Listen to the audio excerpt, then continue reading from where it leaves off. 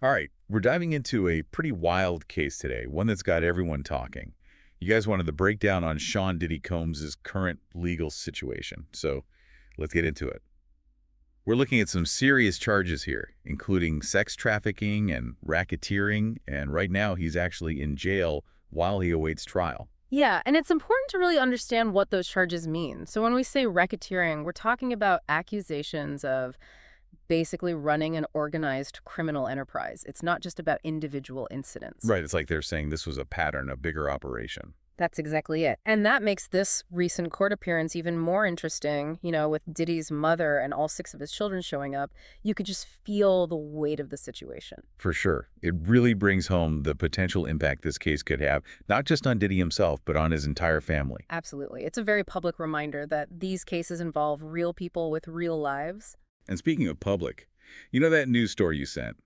It mentioned a heckler confronting Diddy's mother outside the courthouse, even calling her son a predator. Yeah, it's a stark example of how public opinion can be so powerful and also so potentially dangerous. Because remember, Diddy's innocent until proven guilty in a court of law. But public opinion, well, that's a whole other court, and it moves fast. It really does. So let's get into the accusations themselves because they are heavy. We're talking allegations of Diddy forcing women into sexual acts on camera, often at parties. And it gets worse. Some victims say they were drugged, assaulted, even needing medical attention. And you have to note the prosecution's confidence here. They've said outright that they'll need 3 weeks just to present all their evidence. 3 weeks. That tells me they've been busy. What does that kind of timeline say about their strategy? It says they're not messing around. It sounds like they've got a ton of material, documents, testimonies, maybe even physical evidence. They're clearly trying to build a really solid case. It's a stark contrast to Diddy's plea, which is a firm not guilty.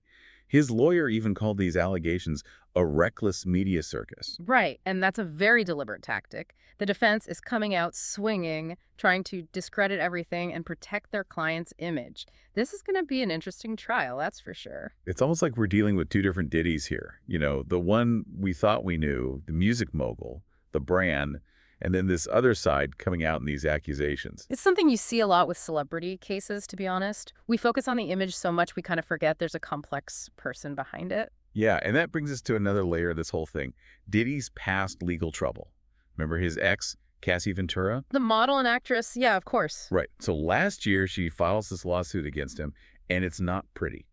Assault, and get this, she also accused him of sex trafficking.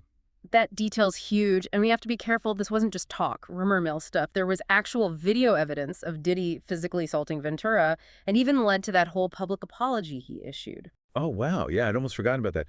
So now we've got these current charges, but then this past case with Ventura making eerily similar accusations.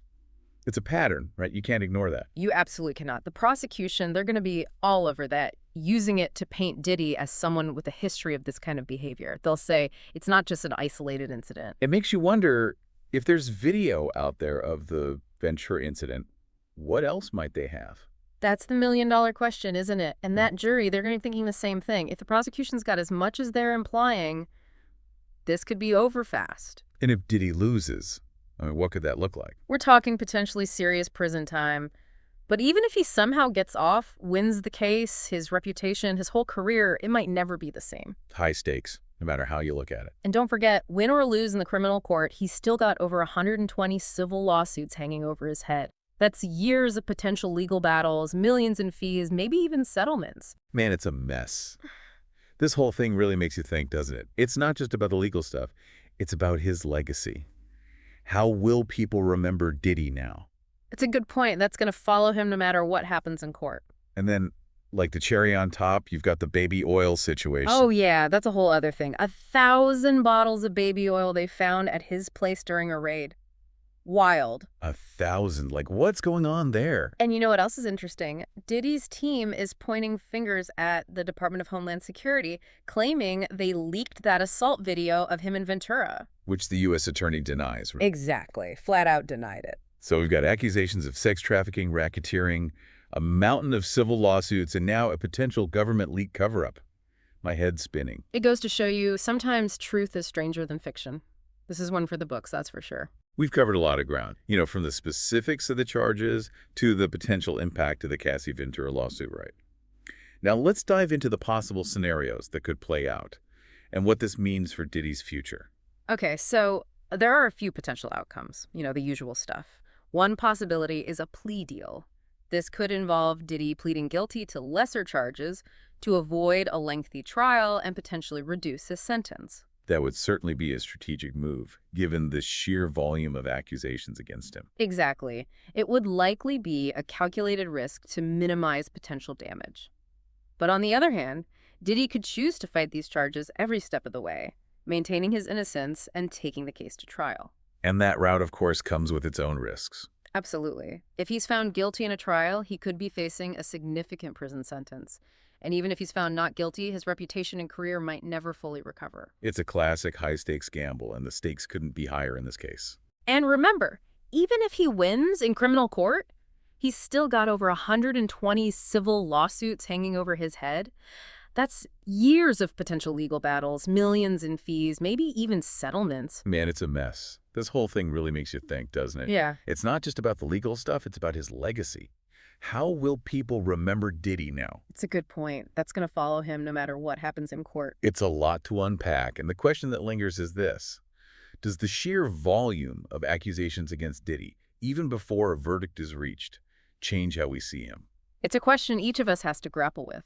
In today's world, information spreads quickly, and accusations can be incredibly damaging, even before they're proven in court. It makes you think about the power of perception, the court of public opinion, and the challenges of separating allegations from proven facts. It's a complex issue with no easy answers.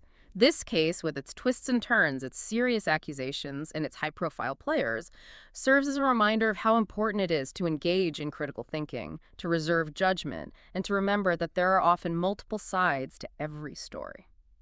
And that wraps up our deep dive into the ongoing legal saga of Sean Diddy Combs.